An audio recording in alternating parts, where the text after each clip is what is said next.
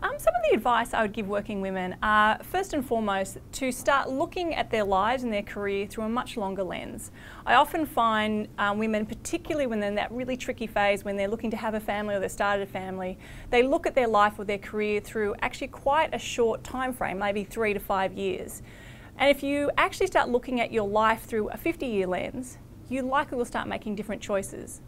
For example, bringing up kids is really, really hard work. But if you look at it, it's part of a 50-year journey, you might choose to stay in the workplace or have different, make a different choice versus if you just look at how do I get through the next 3 years. So that'd be one.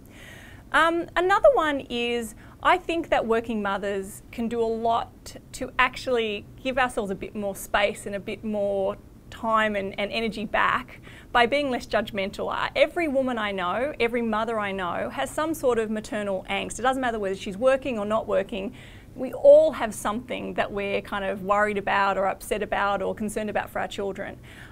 I think that disproportionately working mothers blame that or assume the root cause of that angst is that they're working, when the reality is most of the women I know, if they choose to stop working, find out that actually that doesn't solve the problem. So I think as working mothers, we can give ourselves a bit more, space and be less judgmental about the fact that they're working, because at the end of the day, our children don't know any different. And they just love us for who we are. So, for them, what we're doing is perfectly normal. My experience has been that most men, the vast majority of men that I've worked for, have genuinely wanted for me to be successful.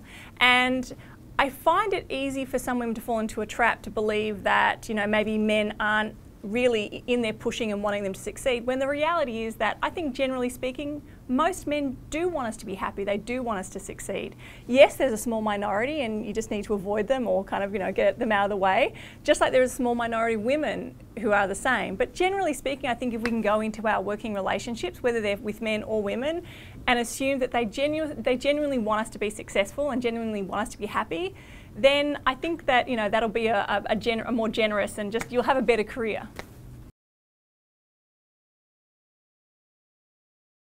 If I had to choose someone, choose someone on my team, and the only vectors I had were someone who was talented or someone who had a lot of drive, I personally would pick the person who had the drive, because at the end of the day, assuming that both people are equally smart, both people are really broadly talented, one just happens to have a specific skill set but the other one's really, really hungry to learn.